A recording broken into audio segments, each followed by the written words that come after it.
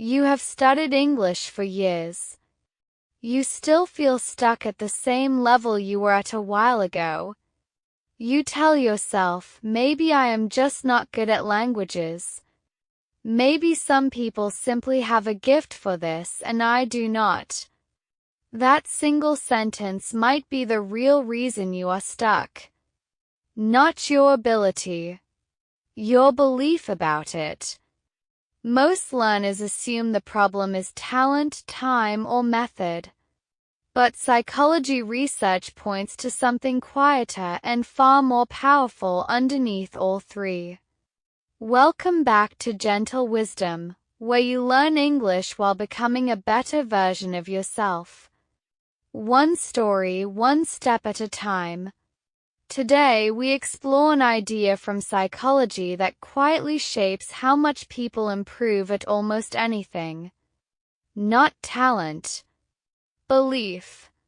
By the end of this video, you will understand how your beliefs about ability directly shape how much you actually grow. Let's begin.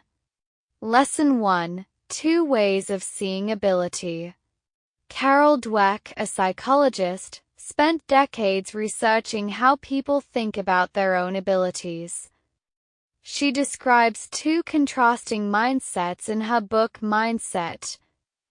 A fixed mindset believes ability is mostly set at birth. You are either naturally good at something or you are not, and effort cannot change this very much. A growth mindset believes ability develops through effort and practice.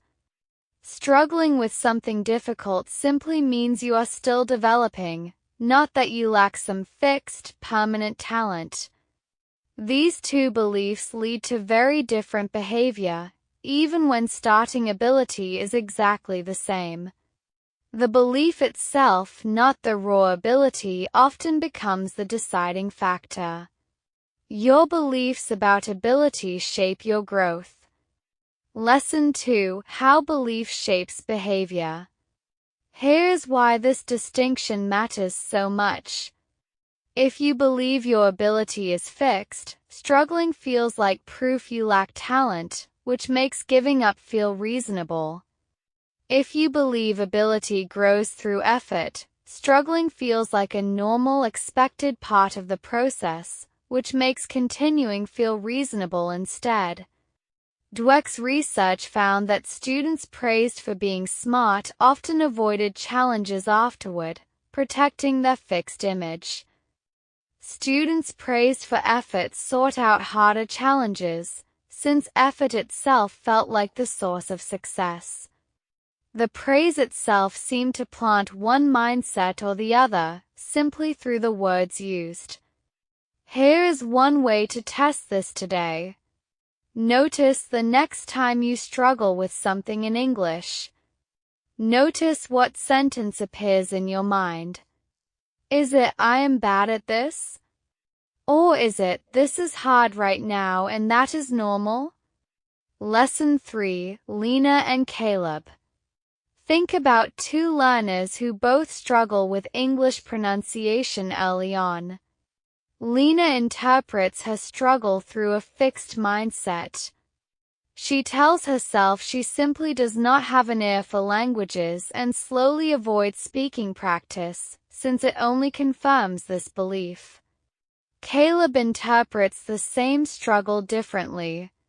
He tells himself pronunciation is a skill still developing, and treats each mistake as useful information, rather than proof of permanent limitation. A year later, Lena has avoided speaking practice so consistently that her pronunciation has barely changed, exactly as her original belief predicted. In her mind, this simply confirms what she already believed about herself. Caleb has made steady, visible progress not because he started with more talent, but because his mindset kept him practicing through the difficult early stage. Same starting struggle. A completely different year of growth. Your beliefs about ability shape your growth. Lesson 4: Choosing a Growth Mindset. You do not need to feel naturally talented to make real progress. You need to interpret struggle as part of growth rather than proof of a fixed limit. Dweck suggests paying attention to your own inner language. Notice and gently challenge fixed mindset thoughts when they appear, replacing them with growth-based language instead. This small habit, repeated consistently, gradually reshapes how challenges feel. Try this today. The next time you think, "I am not good at this," add one small word. Try saying instead, "I am not good at this yet." That single word changes a permanent judgment into a temporary, changeable state. Every small growth-based thought quietly shapes how you respond to difficulty. Every moment of struggle becomes evidence of growth, not evidence of limitation. Every belief you choose to challenge opens space for real improvement. So today, notice one fixed belief about your own ability and gently add the word "yet." Your beliefs about ability shape your growth.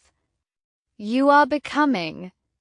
Something has shifted in you today. The person who finishes this video is not quite the same as the one who started it. That shift is real. And it is yours to keep. If you enjoyed today's story, please like and subscribe. A new story arrives every day. Feel free to share your thoughts in the comments too. Every choice shapes your life. Small habits, big results. And keep becoming. Study Corner, today's English notes. Welcome to the Study Corner. Let's review 3 useful words from today's story. The first word is contrasting. In the story we heard, she describes 2 contrasting mindsets in her book. Contrasting means clearly different from each other when compared. For example, Dweck describes 2 contrasting mindsets, fixed and growth. The next word is temporary. In the story, we heard about turning a fixed belief into a temporary state. Temporary means lasting only for a short or limited time.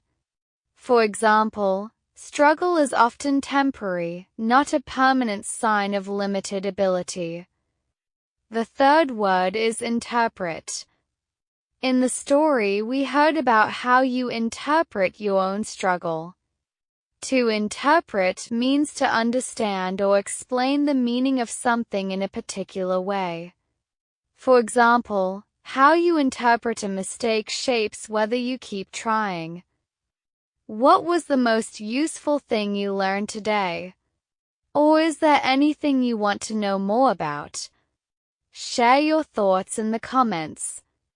Small steps. Every day. You are doing well. See you tomorrow.